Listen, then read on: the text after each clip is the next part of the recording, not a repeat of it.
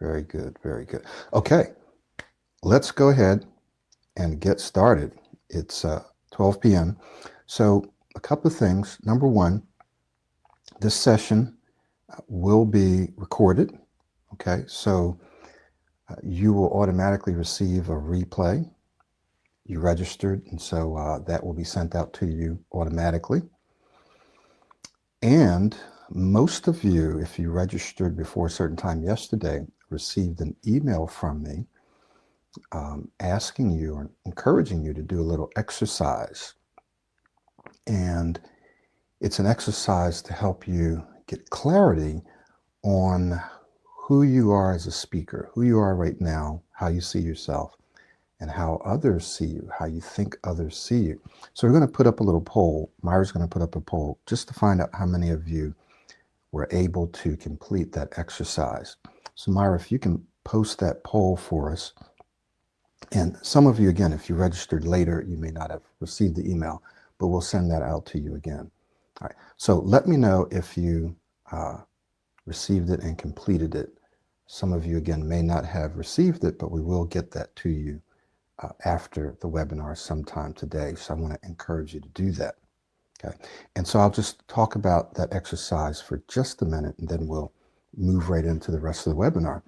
So the exercise is designed to help you gain clarity on how you see yourself right now as a speaker. So one of the questions is worded similar to that. How do you see yourself right now as a speaker?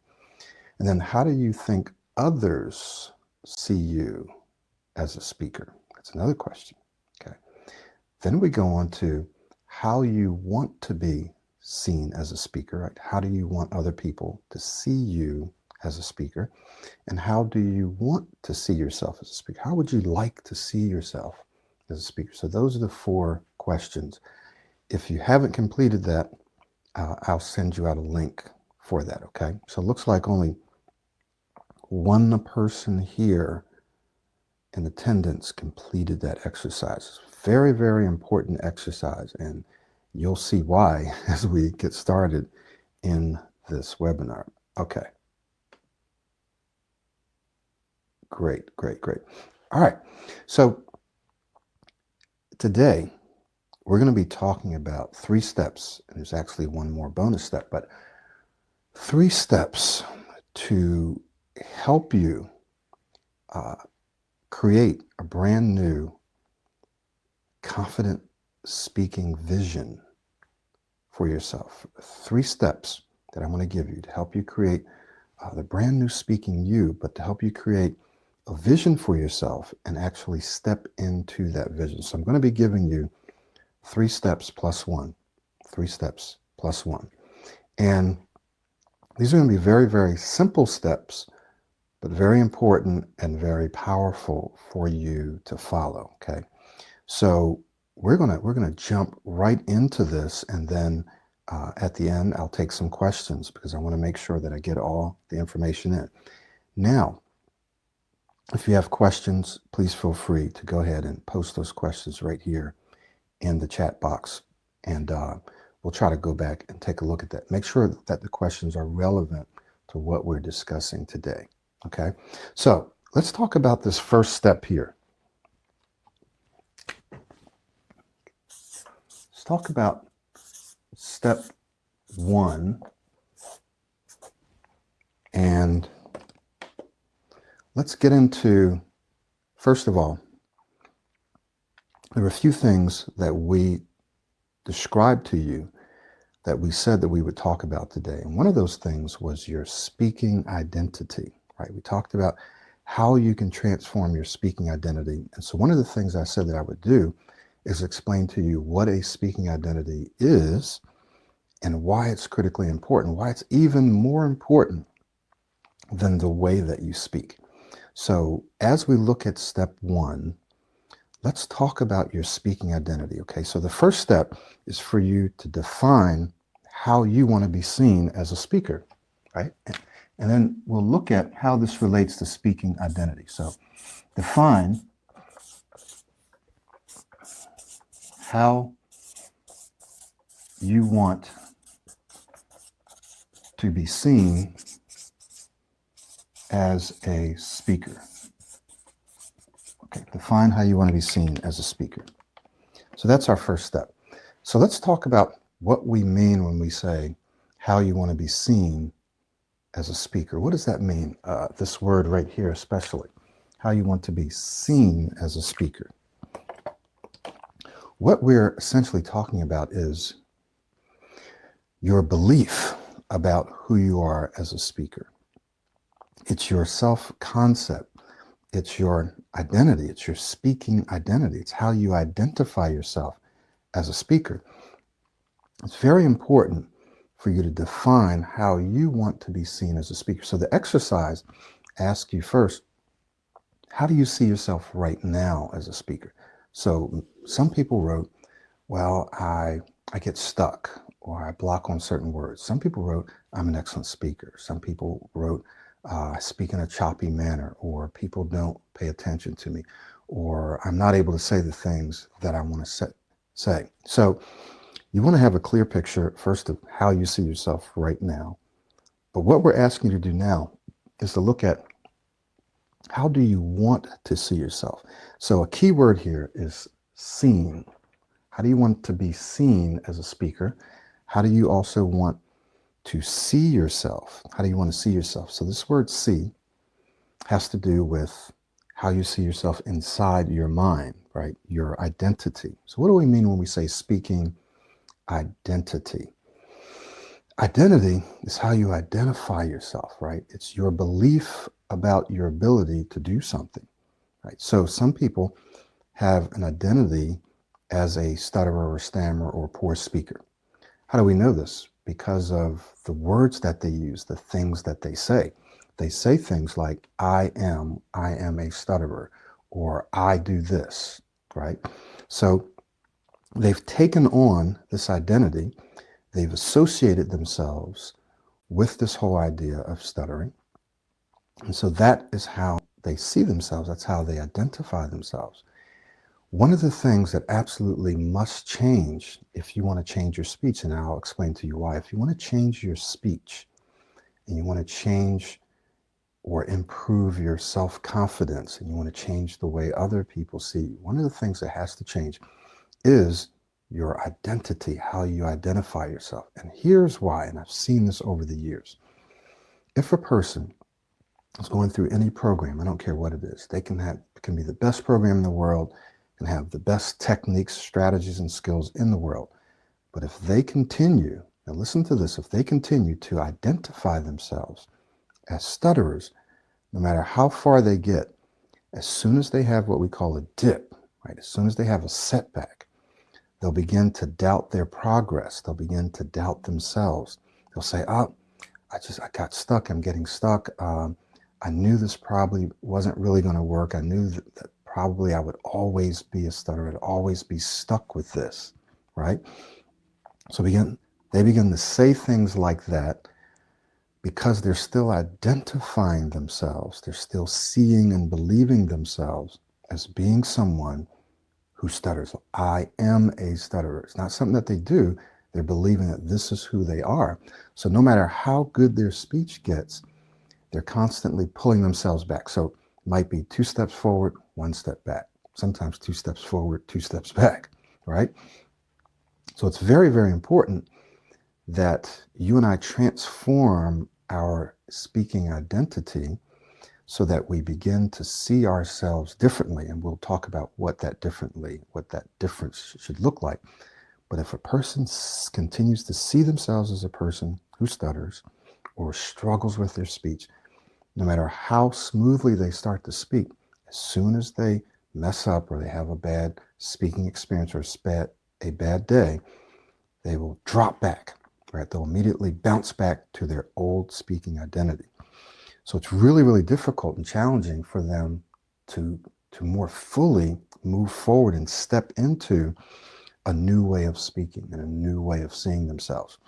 So one of the things that has to be addressed and has to be changed is what we call your speaking identity, along with, here's another word that you're familiar with, your mindset. Okay, your mindset. So these are not exactly the same, but they are very much related. So your speaking identity is simply your belief about how you speak, about how you perform in various speaking situations. Okay, so you have a speaking identity for how you speak with family and friends, how you speak in social situations, how you speak in interviews, how you speak on the phone, how you read aloud, right? That's something that I used to struggle with. I used to also struggle on the telephone for how you speak in front of people in authority, for how you speak to people that you don't know, for how you order coffee, right? You have all these little mini speaking identities for the various speaking situations that you may find yourself in. That's why, for many of you, you may struggle with what we call situational stuttering. It's not as bad in some situations. For some people, they don't stutter at all in certain speaking situations, and then in other ones they do, right? So it's situational for some people.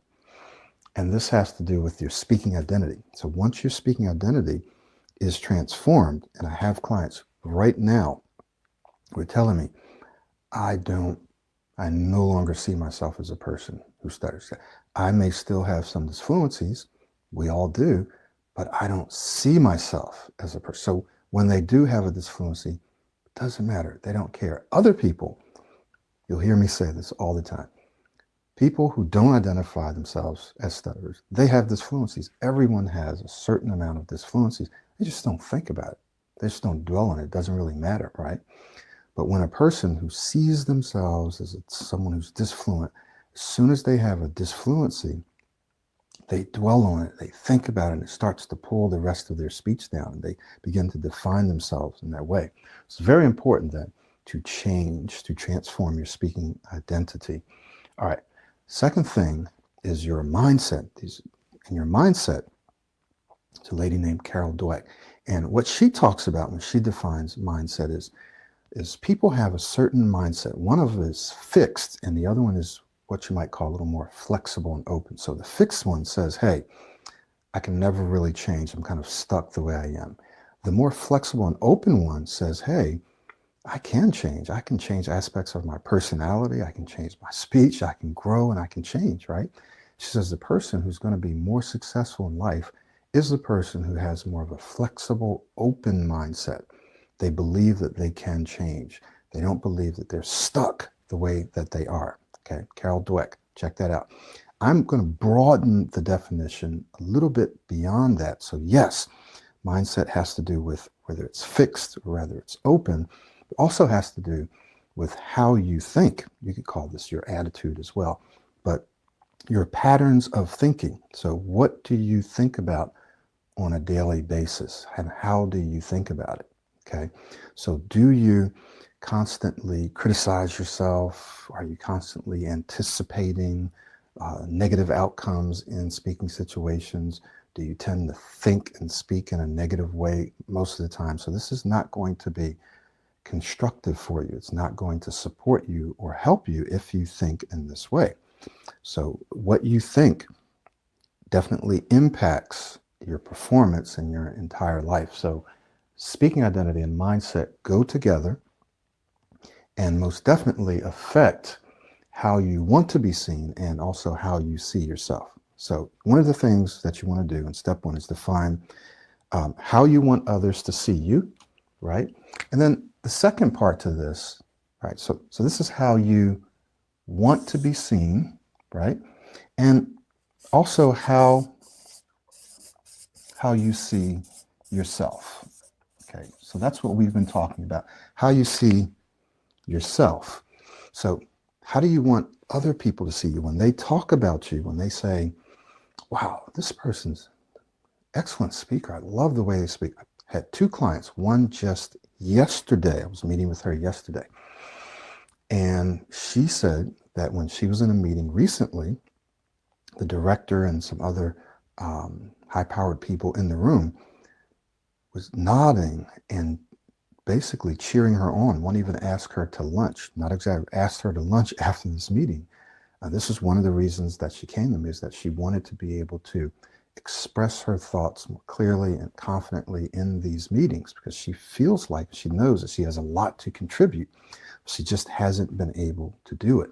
So, or at least not to the degree that she wants. So in this meeting, she could tell that she had engaged the listeners. They were listening to her. They were nodding. They were smiling. They were into it. And again, someone even asked her to lunch to continue the conversation. She was super excited about this outcome, okay, something that she hadn't really been experiencing before. So how do you want others to see you, and how do you want to see yourself? How do you want others to see you, and how do you want to see yourself? Okay, so that's step one. Now, here's a note. Here's something that is important. How you see yourself,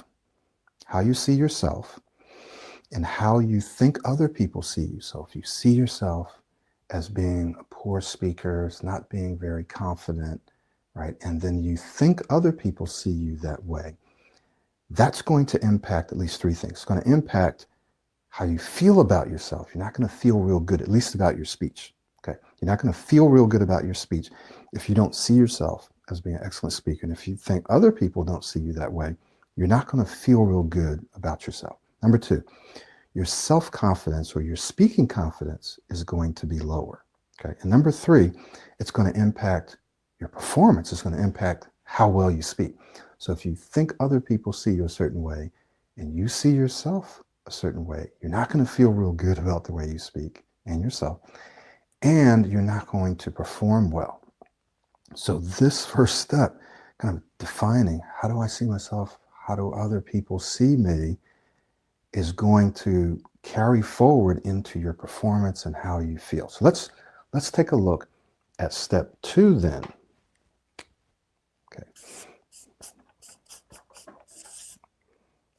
Okay. Now, what is step two? So now we're going to get into something else, something that you can actually do to begin to change. So this is kind of clarification. So it's important to know where you're at.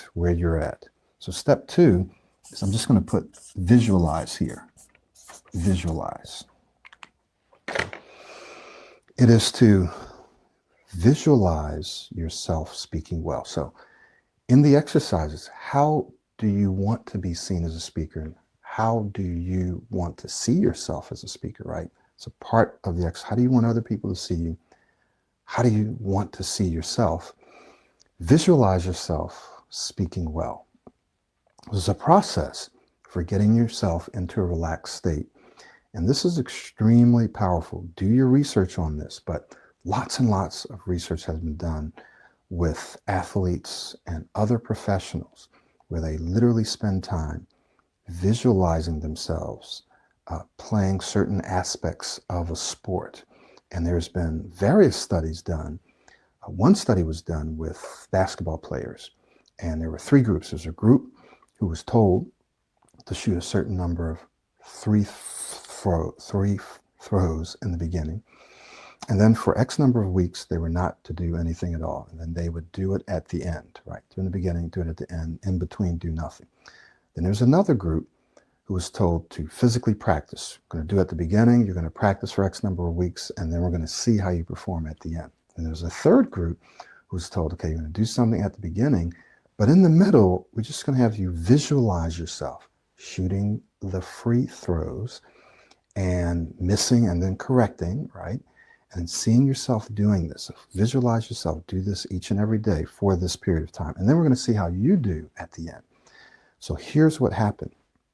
The people who just did it in the beginning, didn't do anything in the middle, there was no improvement for them at the end. The people who practiced, there was a certain amount, there was a percentage of improvement at the end. But the people who visualized themselves practicing was only a few percentage points less than the people who physically practiced. Now, this is very powerful. There's various studies done similar to this. What you'll find is when you visualize yourself, you're activating the same areas of your brain that manages that particular activity. So, for example, example, speaking. If you visualize yourself speaking well, feeling smiling, using your hands, using your body, inflecting your voice. You visualize other people nodding and smiling, right? Saying, wow, yes. And this, you don't have to be standing up. You can be sitting down in a meeting, but you visualize it, you experience it, you visualize it, you emotionalize it, right? What's going to happen is the areas of your brain that manage speech and also that manages your feelings of confidence and poise, right? That manage your ability to speak smoothly and clearly and confidently. Those areas of your brains are actually lighting up as if you were performing that function, as if you were actually experiencing it. So when you visualize, it's almost as if you are experiencing the real thing. Okay, so that's why you want to create the habit of visualizing. You don't have to spend a lot of time either. You can spend a few minutes a day visualizing yourself speaking the way you want. So we call this seeing, right? So you want to see it. See it. Okay. So you want to see yourself in your mind speaking well. Now, how do you do this? So I just want to just give you a really quick, basic way to do this. So the first thing that you want to do is you want to relax yourself down. Get yourself into a quiet place where you won't be distracted. You want to do something we call 7-7-7. It's just a very simple breathing exercise. And there's variations of it. There's a 5-2-5, whatever you want to call it. But this is 7-7-7. So you're going to breathe in through your nose at a count of 7, like 1, 2, 3, 4, 5, 6, 7. So you're going to be breathing in through your nose, not your mouth, for a count of 7. Then you're going to hold for a count of 7. Hold that breath for a count of 7. Some people can't, so hold it for 5 or for 3. Then you're going to release through your mouth for a count of 7. Slowly. 1, 2. So what this does is a couple of things. One, it gives you greater breath control. You learn how to control your breath when you do the 7-7-7, right? The other thing it does is it relaxes you down. So the purpose of the 7-7-7 in this exercise, in this particular context, is to relax you down. But it has a dual purpose at least, right? So you want to do 7 of those. In through the nose, count of 7. Hold for a count of 7.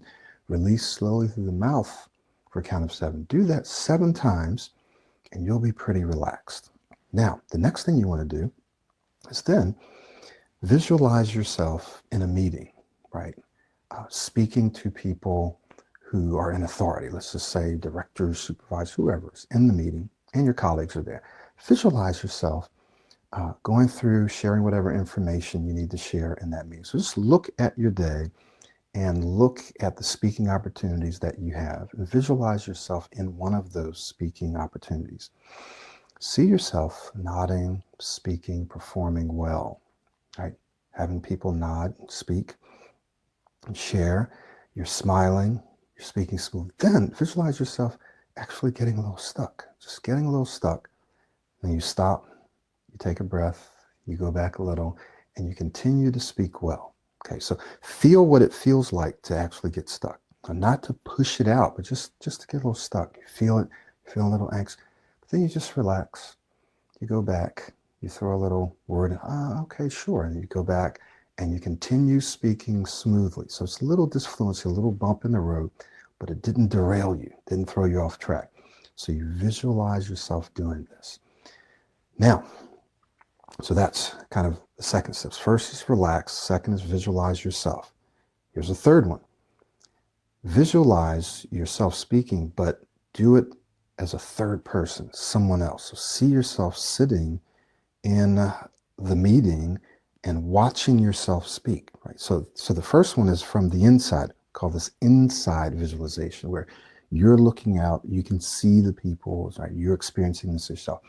This third one is where you are on the outside looking at yourself, like you're watching yourself on video. So visualize yourself, see yourself speaking well, see yourself maybe pausing and then coming back and speaking. So visualize yourself from the outside. Okay. Then finally, just wrap it up, right? Maybe do another 777 breathing to bring yourself out of that, all right? And open your eyes and affirm that you're an excellent speaker, you're a great speaker, right? So go through this very, very short visualization process. It should take you just a few minutes each day. And what you're going to find is as you do this, it's the same thing as if you were actually practicing in a meeting such as that and speaking well. Okay, very powerful. Again, don't take my word for it. Do your research and you're going to find that this is an extremely powerful technique. So you want to see it, right? See it on the inside. Now, why do you think this would work so well? Well, one of the reasons this will work so well is because you're countering what you usually do, right? And what is it that you probably usually do? Well, many people tell me they negatively anticipate speaking situations, ordering coffee, speaking up in meetings, whatever, asking a question. When you visualize yourself, you see yourself speaking well, you're substituting all of those the negative anticipation with positive anticipation. And if you cut out the anticipation, if you cut out the negative thinking, you're far more likely to perform better than if you didn't. If all you thought was negative and you anticipated, probably not going to speak real well.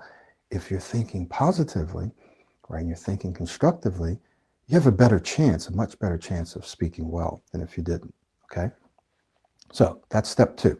Let's look at step 3.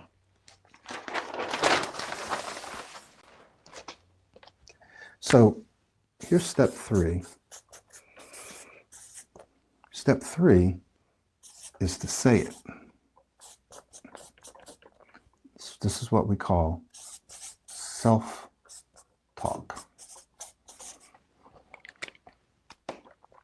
So you want to tell yourself how well you speak and how you believe others see you. So here's an example. So you might want to say to yourself, you can say this aloud. You can call these affirmations. They're affirmations, but it's also just regular self-talk. You can say, wow, I'm an amazing speaker. People love to speak to me. They love to speak with me. They love to hear me speak. I'm an excellent speaker. I'm a smooth speaker. I'm a confident speaker. I'm an amazing speaker. I'm an awesome speaker. People love to speak with me, right? So you keep saying this to yourself, okay? So you can say this as an affirmation, you can say the same thing over and over, or you can mix it up a little bit. But what you say to yourself is going to determine how well you speak, period. If you don't control what you say to yourself, that is what you think. If you don't control that, nothing will work. Nothing will work. You'll always default to negative thinking.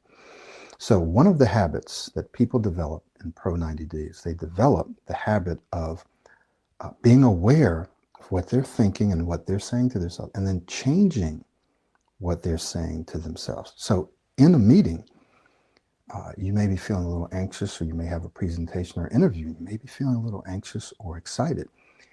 And one of the things that you must do is learn to control what you're thinking or what you're saying to yourself. So a person says, well, I don't have time to talk to myself when I'm in a meeting because I have to be thinking about what I'm saying.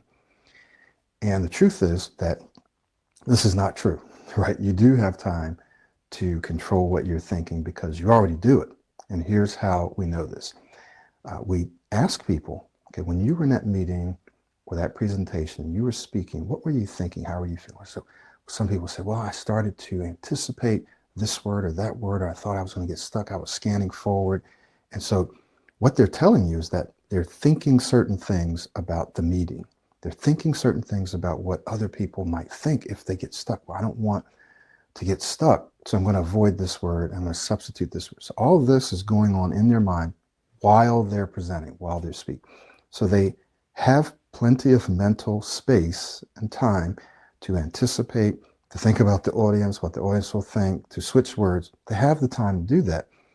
If they have the time to do that, then they also have the time to think more constructively. And in fact, once a person knows that they can do this, they do. They start to tell themselves, just relax, slow down, take your time. You don't have to rush. It doesn't matter what anyone else thinks or says. You can say what you want to say. Just take your time and say what you want to say. And as they begin to tell themselves things like this in the meeting, what they find is they start becoming more relaxed. They're able to say the things that they want to say. They're speaking more smoothly. They're speaking more confidently. As they begin to tell themselves, I don't really care who's in the meeting. I'm in control. I'm going to speak the way I want to speak. Then all of a sudden they're in a meeting. Again, I had clients tell me this yesterday. They're in the meeting. They said, I really don't care who's in the meeting. I'm not thinking about the position or the authority of the people in the meeting. I'm just thinking about the value that I want to add and the way that I'm adding that value, my style of speaking, so that I'm holding their attention. We call this VIC, V-I-C. We'll talk about that in the program itself. But they're thinking about that. So they're not really caring about who's in the audience. It's not distracting them, right? When that happens, then what they find is that they're much more capable of communicating well than when they allow themselves to get distracted with anticipating words, thinking about who's in the audience, and so forth and so on. So what you say to yourself is critically important. It's critically important. If you don't learn to control your self-talk, your inner dialogue, nothing else works. Nothing else works. Because what you're going to find is you can do all the practice, you can do the affirmations, you can do meditations, you can do speech training, whatever. But when you get in the situation, if you can't talk to yourself, all of that goes out the window. You just default back to your habitual actions, your habitual or your patterned way of thinking and speaking. Just default automatically. Your brain does it automatically. So you have to, in the moment, be able to control what you're saying to yourself. Does this make sense? So this is a habit. It's not something you can do automatically. In fact, I'll tell you, for many of you, you may be in a meeting or a conversation and you may have to remind yourself initially of this hundreds of times. You may have to keep telling yourself, relax, slow down, take your time. You have to over and over and over until it becomes a habit, until you actually begin to listen to yourself. Okay. So don't think you can do it one time or 5 times and it's supposed to stick, because it's not, right? You may have to do it multiple times, many times before it starts to stick. So the more you do it, the more it will stick, the more you'll be able to actually relax and slow down and speak smoothly and so forth. So this third step is to actually begin to speak it, begin to say it.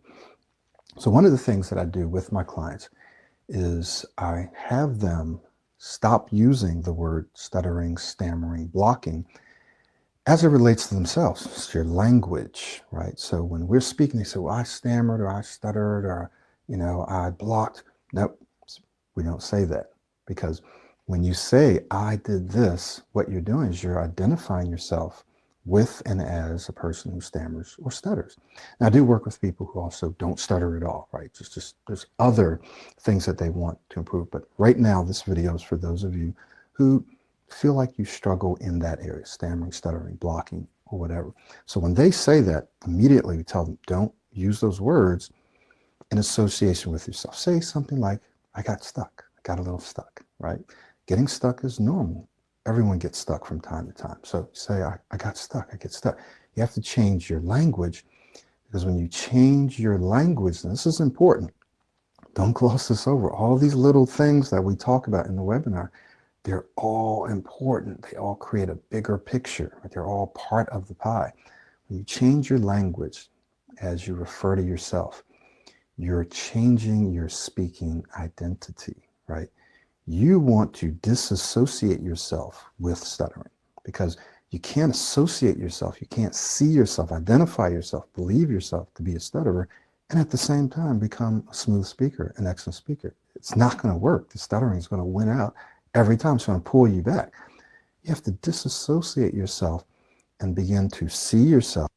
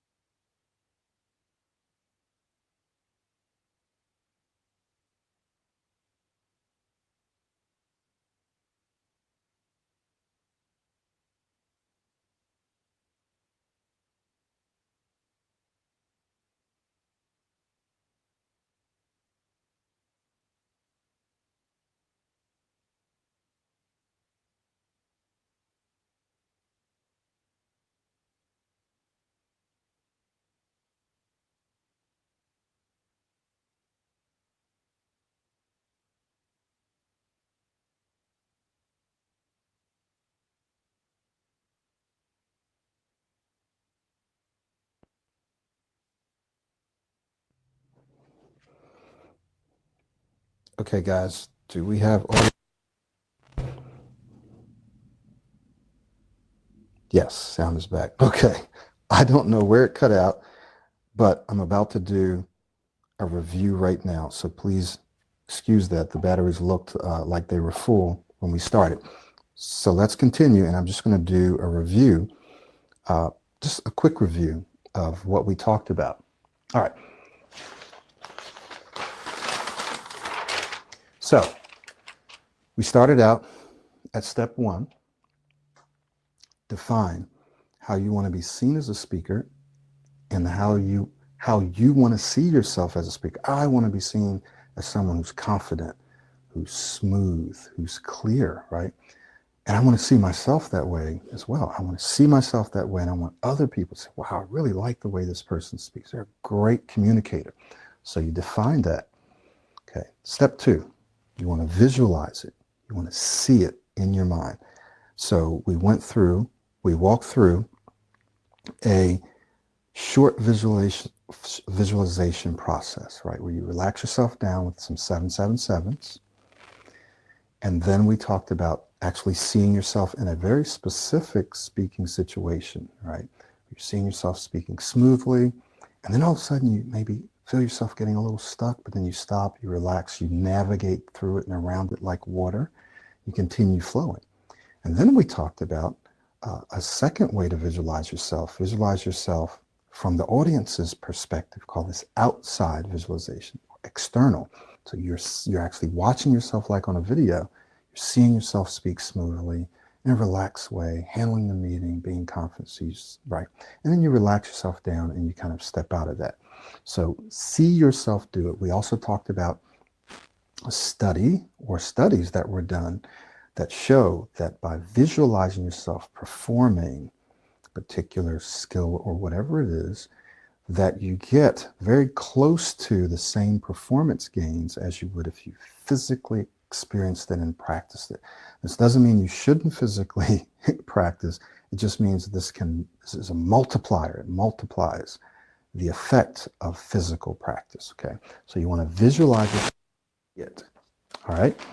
Visualize yourself speaking well. Step 3 was you say it. Now, some of you, we may have missed this when my battery died. So you want to actually say, using self-talk, right? What you say to yourself is very, very important. It's very, very important because if you don't control the direction of your thinking, that is what you say to yourself, what you will find is that you will fall into what we call default thinking. So whatever you usually think, however you usually feel is what will happen if you don't control what you're thinking in the moment. The other thing that we said is that if you're in a meeting, you do have time to talk yourself down or to talk yourself into feeling more relaxed and to talk yourself into speaking more smoothly. You do have time to do this because the reason we know is because you have time to anticipate negative thoughts. You have time to think about what the audience might think of you. And so you have time to do this. So we say control what you're thinking. And that meaning that you may have to remind yourself 100 times or 50 times to relax. Take your time. You don't really care who's in the audience. You're in control. You're going to say what you want to say. You may have to do that many, many times initially until that becomes your habitual way of thinking and feeling and performing, right? Then we said that we're going to give you a bonus 4th step. Okay, so that's where we are now. That's where we are now. So I want to ask you, go ahead and type into the chat box. What do you think this 4th step is? So the first one is to kind of create a vision of how you see yourself now, how you think other people see you, how you want to see yourself, and how you want other people to see you. All right, so you want other people to say, wow, great speaker. And again, I have clients right now who are saying that their directors, that people way above them, VPs and executives, are coming to them and complimenting them and actually saying things to them they never thought people would say. Okay, so this is happening. This can happen to you. It's not just one client or 2 clients. We're talking multiple clients that this happens to. So that's the first thing, right? The second thing is actually visualize yourself, see it on the inside, which is changing your speaking identity. The third thing is say it, your self-talk, very, very important, right? If you don't control that, nothing else works. What do you think the fourth thing is? So someone says here, very good, all right. Someone says, taking up speaking opportunities, facing situations. I would say do it, okay? Affirmations each morning, all right. So yeah, someone said it. So this fourth step is to do it, which is very much in line with taking up speaking opportunities, facing speaking opportunities, right? Affirmations, absolutely, absolutely. That kind of falls into the self-talk and even the visualization, right?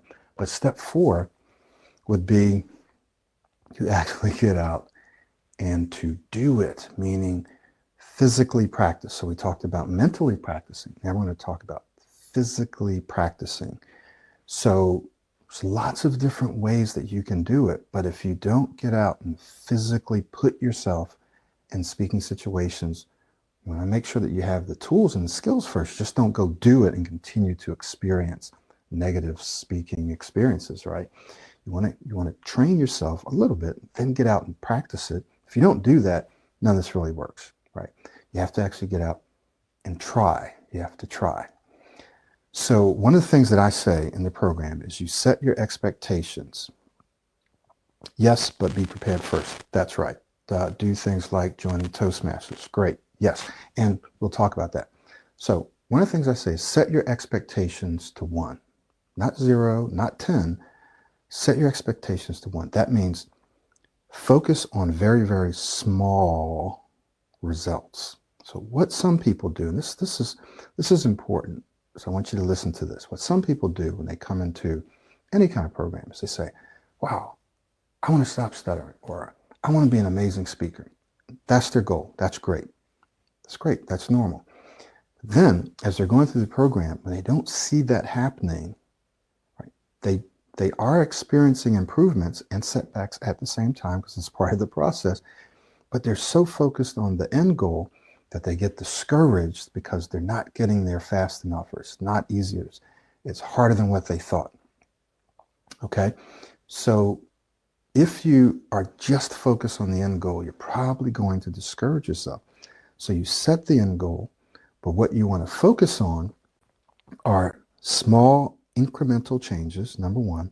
And 2, you want to focus on the activities that you must participate to reach the goal. What are the activities, the daily activities that you must do in order to reach that goal? So it could be doing all the things that we talked about here. Another thing that we talk about in the program is modeling, right? Mirroring someone else. You have something that we call mirror neurons. Yes, focus on progression, not perfection. Absolutely. You have something that we call mirror neurons. These are neurons that light up when you observe, call this observational learning. They light up when you observe someone else performing an activity that you're familiar with. If you're not familiar with it, then that area of your brain is probably not going to light up because it doesn't have any reason to, right? But if you see someone doing something, like if it's right, it could be running, speaking, you see someone else speaking, the areas of your brain, if you're observing them, will light up that manage speech. So if you study someone who speaks well, you watch them, you listen to them, you mimic them, you mirror them, the areas of your brain that manage speech will begin to light up. Going back to the visualization, it will be as if you are practicing speaking as well. Okay, so you study someone that speaks well, and then you mirror that person. You practice being like or speaking like that person. When you do that, what it does is it accelerates the rate at which you improve your speech, or it decreases the amount of time that it takes you to improve your speech. Now, you can do it without modeling someone else. It's just going to be much more difficult. It's going to take a longer time. When you model someone, While that might be challenging at first, it's actually the fastest and easiest way because the template is there, the pattern is there. You say, how do I want to speak? How do I want to see myself as a speaker? Yes, someone says, just like martial artists observe their seniors. That's so funny. I was actually going to mention that I trained in martial arts for many, many years. And one of the things you do is you watch other people and see how they do something and you mimic them, right? So I'm glad that you mentioned that. So yes, when you model someone else, it's so much faster, it's more efficient. This is how children learn initially. So it's built in that we mimic other people, we watch them and then we mimic them. So you already know how to do this. Granted, it might not be as easy for you at first as adults because we're used to learning things sometimes in different ways, but we still learn things by watching, by observing other people, observation learning. So do it. Do it. How do you do it?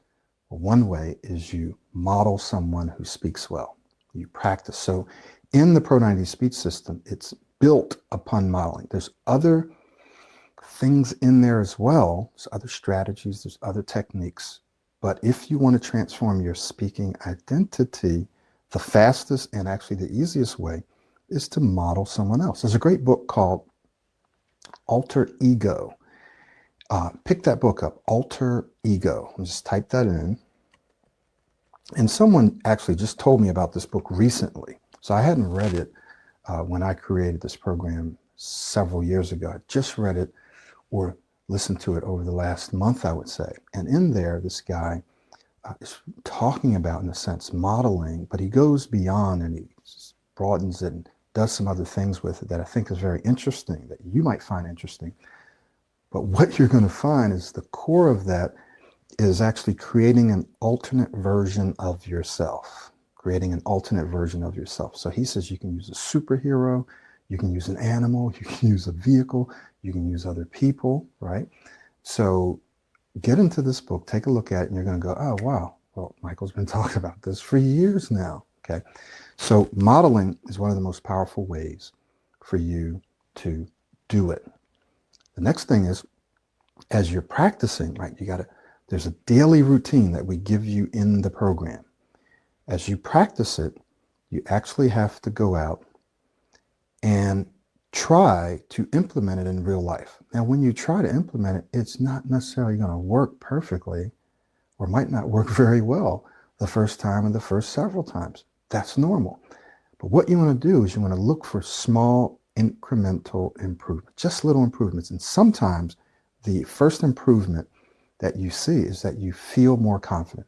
I would say almost 100% of my clients tell me that they feel more confident. So the first thing that happens to them is that they feel more confident. When they feel confident, when they feel better, they're more willing to get out there and speak more. When they feel better, when they feel more confident, they actually do speak better, right? So they're creating these new, positive, successful speaking experiences. So you actually have to get out and do it and look for small improvements, not big improvements, small improvements. So if you follow the daily routine that's set out for you in the Pro 90 speech system, smooth speech system, you will improve your confidence. Your speech will become smoother, especially if you focus on the modeling. And if you just try to use the techniques, then it may not completely work for you, right? Because your speaking identity is not changing. You're just using techniques. It's you using techniques. And so if you say, oh, well, I can't do this, or I'm going to get stuck over here, or the technique is not working, then what?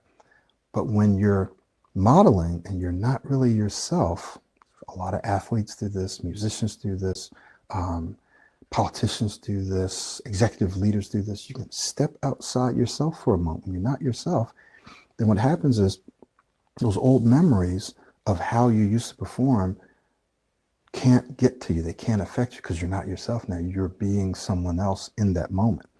So the beauty of modeling is the more successful speaking memories you create as your model. So you're mirroring your model. You're pretending to be your model. The more successful speaking experiences you create as your model, the more those experiences become yours. They're not your models.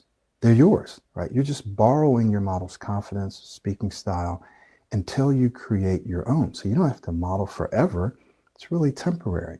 Often it's only for a few months or 3 months or 6 months, but you have to follow the daily routine. So what I want to do, Myra's going to go ahead and post a link for us, the basic course.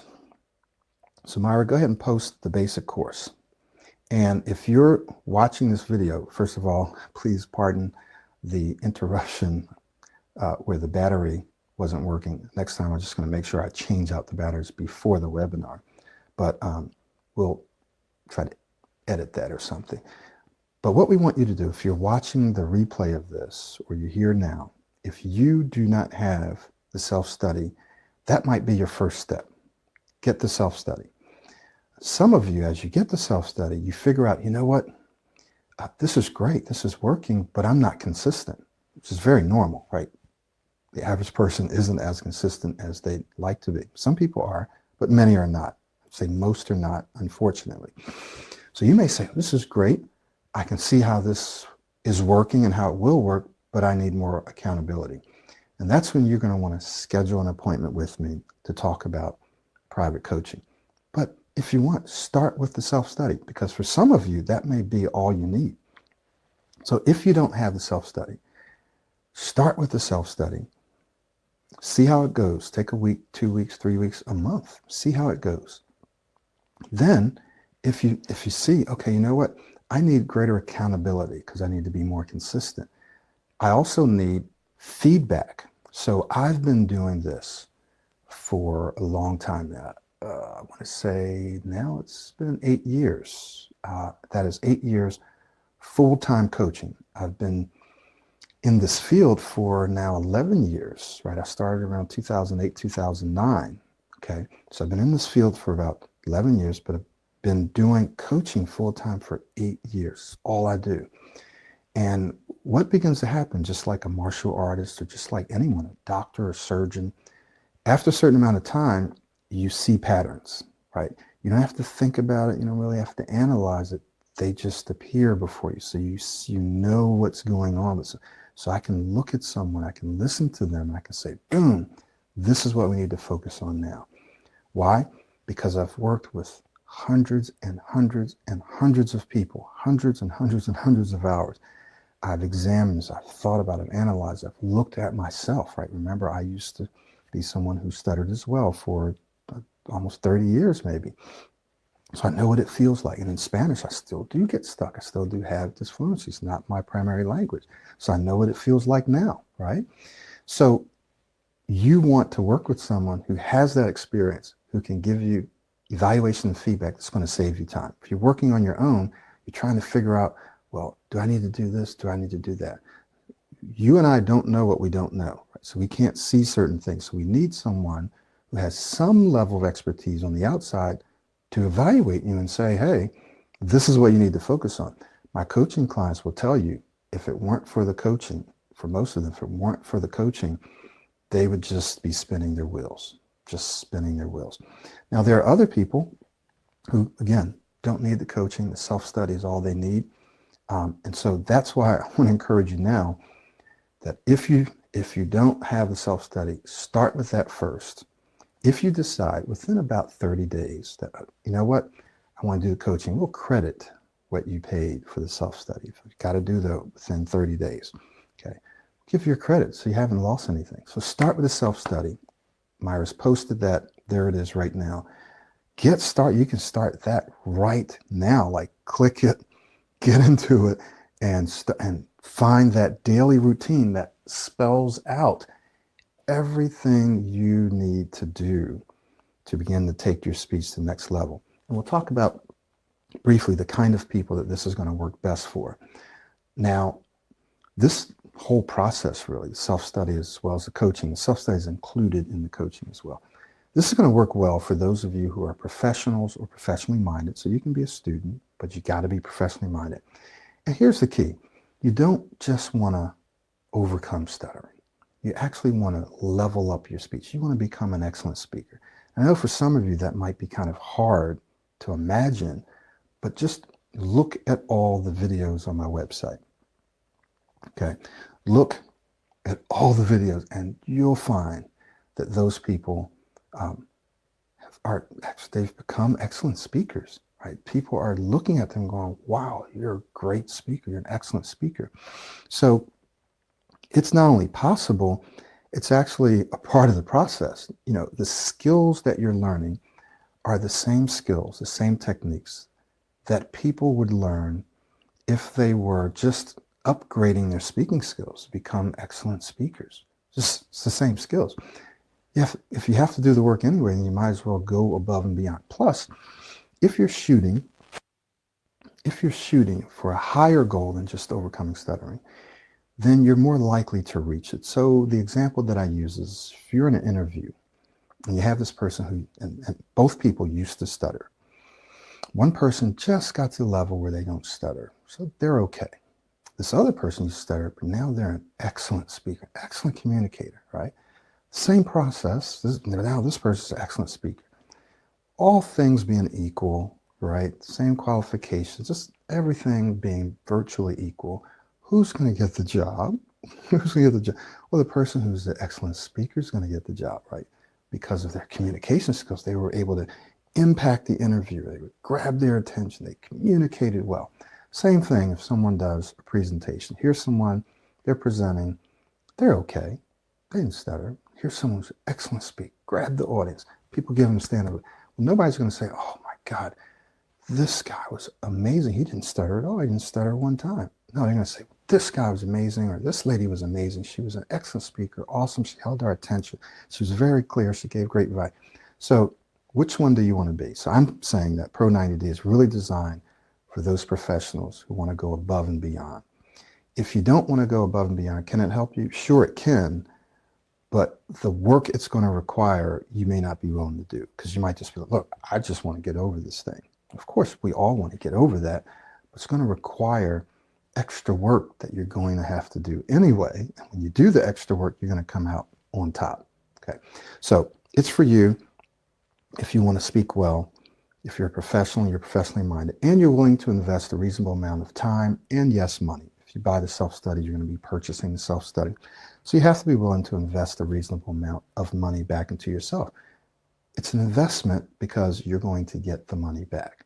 People who invest in themselves get a great return, often in income. I've helped people gain $10,000, $20,000, one guy $30,000 more in income while we were coaching. Other people, it's been smaller amounts to help people get new jobs. There's a guy I'm working with who just got a permanent full-time job with Microsoft, work with people who have jobs with Facebook, all kinds of people. So investing in your communication skills is just that. It's an investment. So Myra's now going to put up the coaching one. Of you who, for example, already know that you've tried self-studies, you want to work with someone one-on-one. This will accelerate the time it takes for you to get to smooth speech. So working with me one-on-one will make it faster, because you're going to be more consistent because you're paying for that. You're going to get evaluation and feedback, which can save you months or years, right, of working and trying to figure it out on your own. So again, this is for the same group of people. You're professional, you understand the value. One of my clients just yesterday said, the experience I had in that meeting, this is what she said, the experience I had in that meeting was worth all the money that I paid to you, and I know that I'm going to get that back in even greater amounts the more that I do this. So the people who come in and do the work see the value of the money that they pay, and they get it back in their experiences, in their confidence, and often in additional income. So if you don't know that, then this is not right for you. If you don't see how investing in your speech and your communication skills can get you a return on that investment, then this is not the right time for you.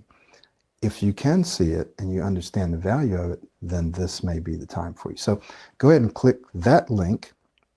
Your first step, tell you how this will work, and then we're done. First step is you're going to set up a conversation with me. Boom, you and I will get together on Zoom. We'll talk about where you are now, where you want to be, how I can help you get there. All the prices are there. It's very clear. Nothing secret, nothing hidden, nothing extra. It's all right there. And we just map that out and we say, hey, if I have time, when you want to get started, we get started. And you look at this year and you go, man, just in 3 or 4 months, where are you going to be? Where can you be in 3 or 4 months? Where, if you look back last year, you're working on this thing for several months, where were you last year? Right? In 3 or 4 months, 3 or 4 months is going to pass anyway. Right? My friend Brian Tracy always says this. He says, the time's going to pass anyway. So think about this. 3 or 4 months is going to come. May, March, and April. It's going to come anyway. 3 or 4 months, you're going to be 3 or 4 months older. 3 or 4 months will have passed. But where will your speech be? Right? Will you be speaking better? Will your speaking identity be any different? Or will you still be struggling with the same thing? Time is going to pass anyway. The only difference is what you do in this time. So some of you are going to take advantage of this. And in 3 or 4 months, you're going to come back to the webinar and go, wow. This is only if you do the work. Now, if you don't do the work, nothing changes. But if you do the work, you're going to come back and go, wow, I can't believe where I'm at now. Now, no one's speech is going to be 100%. You're still going to have to do some work beyond that. But things can be very, very different. So you're going to come back and go, wow, look at where I'm at now. Whereas if you don't, you're going to come back and go, wow, look at where in the hell I am now. I'm still in the same place. Okay. So for those of you that are ready for this, click that button, schedule an appointment with me. For those of you who are not quite ready for the coaching, start out with the self-study, and then you may find this is all I need, or you may find that I would like to do some coaching work with Michael one-on-one to accelerate the process. All right. Any questions? Let me just go ahead and take a few questions before we wrap up. So here we go. If one has reached full automaticity for modeling and wants to learn a new language afterwards, can he learn it using his new fully developed speaking style, or should he return back to modeling? Will his stuttering come back as a result of learning a new language? If yes, will this affect speaking identity, causing him to regress? All right, so great question, Abdullah. If you want to learn a new language, the new language, the way that you speak the new language may be affected by getting stuck. You may have some disfluencies in the new language, mostly because of confidence. The confidence level is often less. But the good thing is that you have a system and a process for actually learning that new language, for transforming your speaking identity in that new language, right? For building your speaking skills. So because you're more confident, you probably won't be affected as much or for as long as you would have had you not gone through this process. I know this from personal experience because I know that as I'm still learning Spanish, because I just don't speak it all the time, but I know that I can go out and give me a few days and my Spanish becomes fairly fluent. My confidence level goes up, becomes much smoother. So because I know what to do. So you can model someone in that new language and you have the whole process. So the answer to your question is your speech probably in that language would be affected. You might find that you have some disfluencies at first, but you're going to be more confident and you're going to have all the tools you need to level that up relatively quickly. Okay. So I hope that I answered that question. All right. Now, will it affect your speaking identity in your other language? Obviously, it's possible, but probably not, because I have people who speak multiple languages and they're fine in one language and struggle a little in the other. So who knows, but it probably won't. Okay. Let's see. We got some other questions here. How can you overcome getting stuck on certain letters? So that's a very, very general question. And the answer is, and I'm not trying to be funny, but if you try to zoom in and focus on those certain letters, you may or may not be helped. It's really about changing that speaking identity. So without going into very specific techniques, which we do have in the program for saying things, once you change, or as you're changing your speaking identity, what often happens is all those little letters that you used to have problems with, you don't even think about it anymore. So sometimes what I tell people is it's not about the letters, it's about actually changing your entire speaking identity, your entire speaking style, so that those letters just fade away. You don't even see them or thinking about them anymore. That's the power of Pro 90D. It's not about just letters and words and techniques. It's about creating a whole new speaking style that overwrites the old one. So letters and words just fade away. So I can't really tell you, okay, well, this is how you say these certain letters and words, because that's going to work sometime and it's not going to work other times. When you change your identity, it's completely different. So if you don't have the program, get into it. Follow the whole program. Don't just look for the techniques to give you quick results. Do the modeling. Become your model. Get out there and expose yourself. Speak as your model, and you'll find that the letters and words begin to melt away. All right. New language comes with their sounds. I don't find myself stuttering in them. They're new neural pathways. Okay, very good. Do we have to visualize the actual words we're saying when we're visualizing? Okay. No, you have to visualize the words you're saying. But you can actually see yourself giving the entire or part of your presentation, or if it's a meeting, you can hear and see yourself sharing your update or whatever it is. You don't necessarily have to visualize the words. You can just kind of see yourself speaking.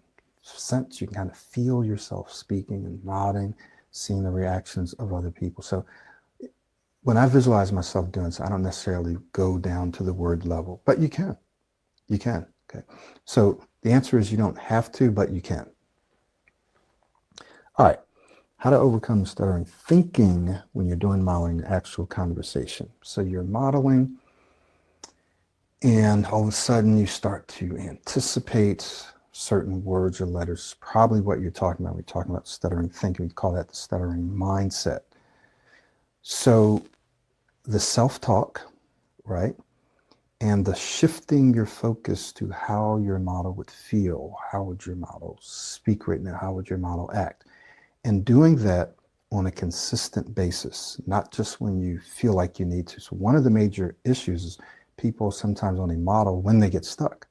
Oh, I get stuck. Now I need to try to model. Or, oh, I don't need to model over here because I'm already relaxed and confident, but I do need to model over here. Now you got to model all the time. You just turn it down. Think of a dial. When I'm presenting, I turn it up. Using more hands, facial expressions, reflecting. When I'm speaking in a conversation, turn it down. But I don't turn it off. So you got to model all the time. And if Anthony's here, he can share that with you, right? You got to model all the time, not just some of the times. You have to talk to yourself in the moment, reminding yourself of certain things when you're in the moment. Self-talk, not just once or twice, but the entire time. So when you do this, then what you'll find is that gradually the anticipation leaves. I'm just telling you what my clients tell me, that the anticipation starts becoming less and less until they just no longer think about it. There's also something that we won't get into today called Vic and Rick. This also shifts your focus away from your speech to the audience and to the value that you're giving them.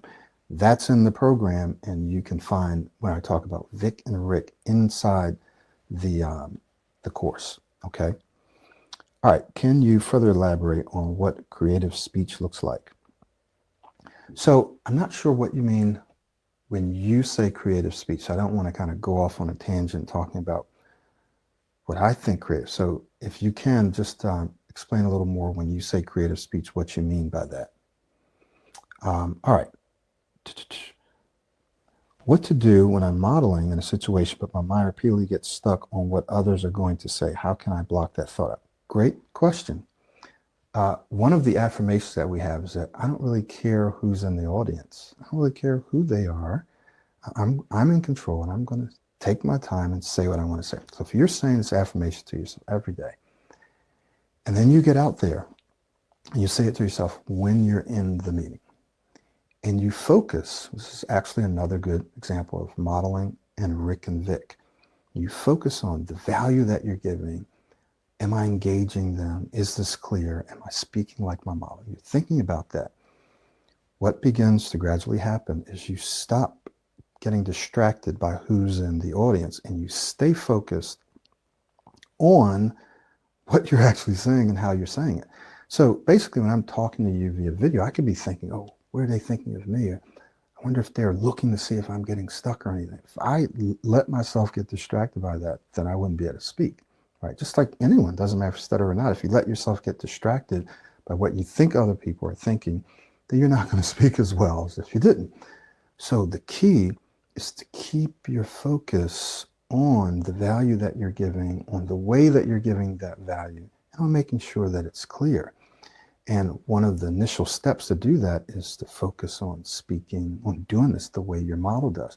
So it's kind of incremental, but the more you do it, the better you get at it. All right, so you have to keep putting yourself out there. What I also find is that people who put themselves in higher and higher pressure speaking situations tend to do better than those who just practice in regular conversations.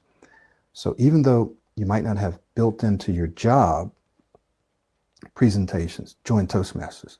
After you've taken some time to work on your speech in this program or in another, you work on your speech, and when you get to a certain point, which usually doesn't take more than a couple of months, you go out, you get into Toastmasters. And when you find that you're presenting well there, your confidence is exponentially grown, right? And then you're going to find that you're able to handle higher and higher pressure speaking situations, okay? All right. I find myself, can you further elaborate? Okay. I find myself starting a few letters and they seem to change every few months. Is this also related to speak? Yes. Okay, great example of when you're speaking. Myra, can you go ahead and also post the self-study again? Let's put that up there for a little bit. So you find that sometimes it can change. The words or letters can change. So it does, I mean, what is that, right? You're saying, well, okay, so if you weren't able to say them, all of a sudden you are able to say them, you can't say something else. That's all your belief, your speaking identity. When your speaking identity changes, then you don't have to struggle with that, right? Will there be times where you get stuck on certain words or letters? Absolutely, everyone does. But at this point, when your speaking identity has changed and your speech has improved, now your speech is an asset. It's no longer a liability, it's an asset. So if you get stuck every now and then, so what? No one cares. Your speech is one of your greatest assets, right? So if there's times right now where it's changing around and stuff, that's your speaking identity. That's your speaking identity.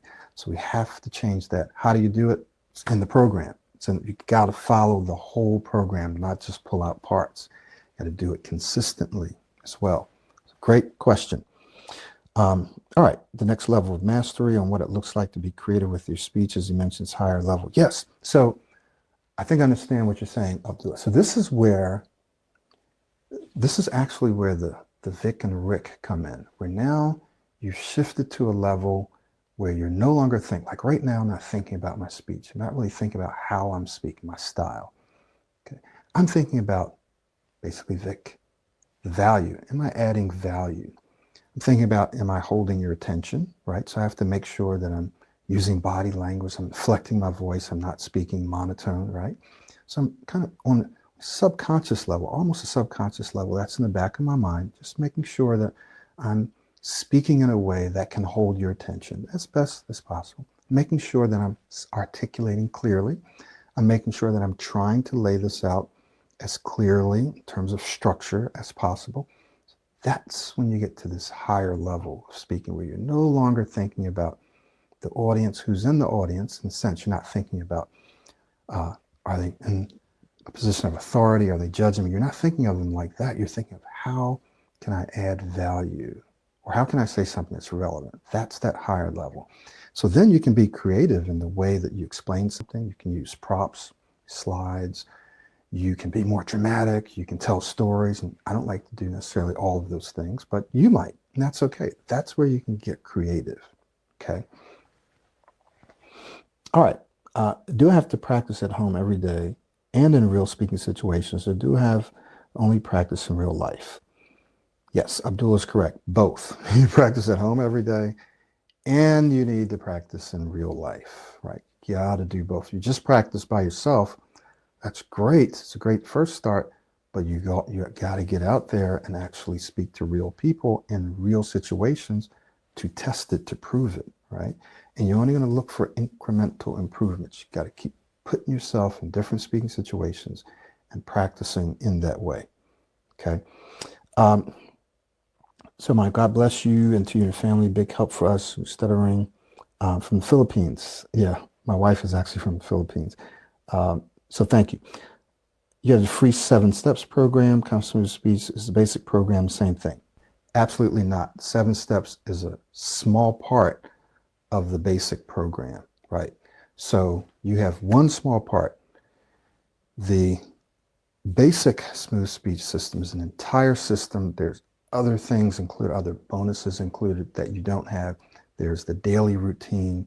So no, it's not the same thing. It's an important part. It's a good part, right? So I gave you guys my best, but it's only a small part of the entire system.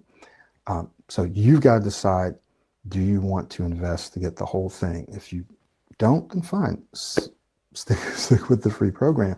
Just understand, I mean, I've invested thousands and thousands of thousands, tens of thousands of dollars, maybe hundreds of thousands, I'm not exaggerating, in audio training, some video, but in programs and so forth. You got to invest in yourself. So if you're like, I don't know if I should, then ask yourself, well, will I spend the same money on something else of lesser value? Sometimes people don't have it, so it's a big spend for them. Is it worth it? Well, you have to answer that yourself, right? Is it worth it? Do I feel like I'm going to get the value from this? I can't answer that. Only you can. Okay, basic course at Udemy. I've not updated any of the Udemy courses, so anything you see there is several years old. The course that you get there, of course, it's going to have some of the same information, but no, it's not going to be the same as this basic course. This one, I'm constantly updating it with the latest information. So Udemy sells courses for $5, for $6. Great, that's good. That's why it's there, but it's not the same. It's not the same. So there is no basic course like this at Udemy. There's other speaking courses that I've put out there, and it has some of the same information in terms of skills, but it's not going to be the same course. So you have to decide again what you want to do, but just know that I'm not going to put my most valuable course there for them to sell it $6, $10. When I sell it for $99 or $199, I'm going to put more value in the courses that I have here. Okay. All right. Yes, it's not updated. We'll look into this. Great. Okay, guys. Thank you so much for being here with me. And we're going to wrap up. So again, once again, sorry about the audio outage. Try to make sure that doesn't access one. I think it happened to me one other time. But again, for those of you who haven't done it, get the basic course. For those of you that want to take it to the next level and accelerate that process, you'll want to work with me one-on-one. But if you're not familiar with the system, then start with the basic course, okay? We'll see you guys the next time.